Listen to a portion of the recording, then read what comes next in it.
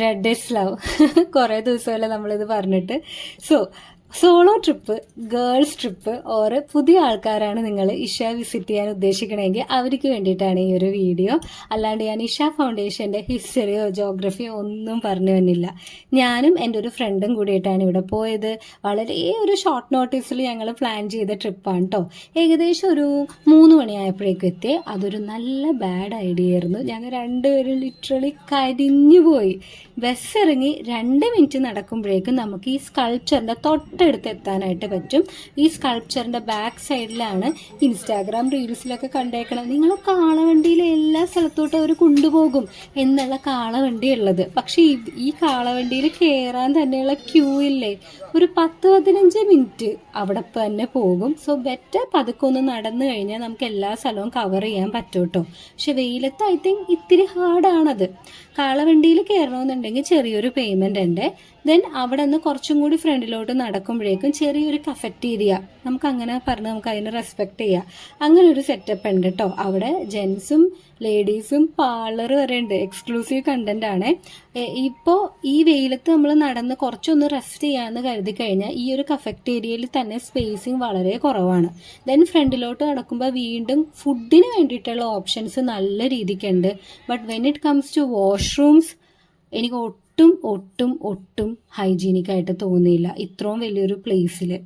Then ഈ luggage ഞങ്ങൾക്ക് 2 പേർക്ക് ഈവൻ ദോ 1 ഡേ ട്രിപ്പ് ആണെങ്കിൽ നല്ല രീതിക്ക് ലഗേജ് ഉണ്ടായിരുന്നു. ഗേൾസ് നിങ്ങൾക്ക് റിലേറ്റ് ചെയ്യാൻ പറ്റും അത്. അപ്പോൾ ഈ ലഗേജ് സബ്മിറ്റ് ചെയ്തിട്ട് എവിടെയെങ്കിലും ഒന്ന് പോകാമെന്ന് കരുതിയപ്പോഴേക്കും ഫോൺ ഇല്ലാണ്ട് അവർ ലഗേജ് സബ്മിറ്റ് ചെയ്യില്ല എന്ന് പറഞ്ഞു. ഫോൺസ് ബാക്കിയുള്ള സ്ഥലത്ത് അലൗഡ് അല്ല, അത് വേറൊരു കാര്യം. ഞങ്ങൾ ഉദ്ദേശിച്ചതെന്ന് വെച്ച് കഴിഞ്ഞാൽ ലഗേജ് വെച്ചിട്ട് സ്റ്റാച്യൂവിൻ്റെ അവിടെ പോയി കുറച്ച് പിക്ചേഴ്സൊക്കെ എടുത്ത് രാത്രി ലൈറ്റ് ഷോ ഉണ്ടല്ലോ 7 o'clock, അത് കഴിഞ്ഞിട്ട് ഈ ലഗേജ് കളക്ട് ചെയ്യാമെന്നാണ്. പക്ഷെ അത് പോസിബിൾ ആയില്ല. പിന്നെ ഞങ്ങൾ ധ്യാനലിംഗയിൽ പോയി, അവിടെയും ഫോൺ അലൗഡ് അല്ല. ദെൻ വേറെ ഒരു സ്ഥലത്തും പോകാനായിട്ടുള്ള സത്യമായിട്ടും എനിക്ക് ആരോഗ്യം ഉണ്ടായില്ല. ഈ ചേച്ചിമാരെ പോലെ ഞാനും ഓർത്ത് ഏതെങ്കിലും ഒരു വെയിൽ കുറഞ്ഞ സ്ഥലത്തിരുന്ന് റെസ്റ്റ് എടുക്കാമെന്ന്. ഞാൻ നിങ്ങൾക്ക് ബസ് സ്റ്റോപ്പ് കാണിച്ചു തരാം കേട്ടോ. ഈ ധ്യാനലിംഗേൻ്റെ തൊട്ടടുത്താണ് ബസ് സ്റ്റോപ്പ്. ഏകദേശം 9:30 വരെ ബസ് ഫെസിലിറ്റീസ് അവർ അവൈലബിൾ ആണെന്നാണ് പറഞ്ഞത്. കോയമ്പത്തൂർ റെയിൽവേ സ്റ്റേഷൻ്റെ അവിടെ അവരത് ഈ ബസ്സസ് എല്ലാം നിർത്തും എന്നാണ് പറഞ്ഞത്. ഈ ബസ് ഫെയറിൻ്റെ കാര്യവും ഞങ്ങൾ അവിടെ ചെന്നപ്പോൾ ഉണ്ടായ എക്സ്പീരിയൻസസും ഷെയർ ചെയ്ത് ഞാനൊരു വീഡിയോ ചെയ്യുവേ. അതും കൂടി ഒന്ന് കണ്ട് സപ്പോർട്ട് ചെയ്യണം കേട്ടോ. ഇതാണ് എൻ്റെ ഫ്രണ്ട്. എൻ്റെ ആഗ്രഹമായത് കൊണ്ടിട്ട് എൻ്റെ കൂടെ വന്ന ആളാണ്. ഞങ്ങൾ വൈകിട്ടായപ്പോഴേക്കും വീണ്ടും സ്റ്റാച്യൂവിൻ്റെ അടുത്തോട്ട് ചെന്നു. റഷ് അപ്പോഴേക്കും ഇല്ലേ ഡബിളായിട്ടുണ്ടായിരുന്നു.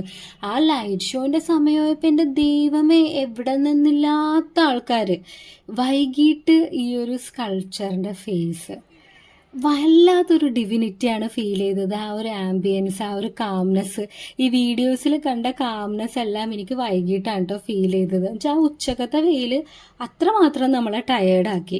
ഒരു 6:45 ആയപ്പോഴേക്കും ഈ സ്കൾപ്ചറിൻ്റെ അടുത്ത് നിന്ന് സെക്യൂരിറ്റി ഗാർഡ്സ് നമ്മളെ ഓടിച്ചൊക്കെ വിട്ട്.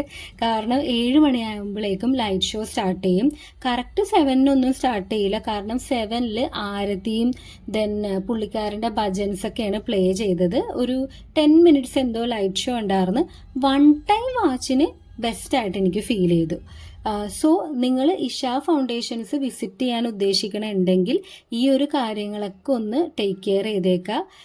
പിന്നെ സെക്കൻഡ് വീഡിയോ എന്തായാലും കാണുക. എനിക്ക് റിയലി ഫീൽ ചെയ്ത എക്സ്പീരിയൻസ് ആണ് ഷെയർ ചെയ്യണത്. സോ സപ്പോർട്ട് ചെയ്യാൻ മറക്കല്ല.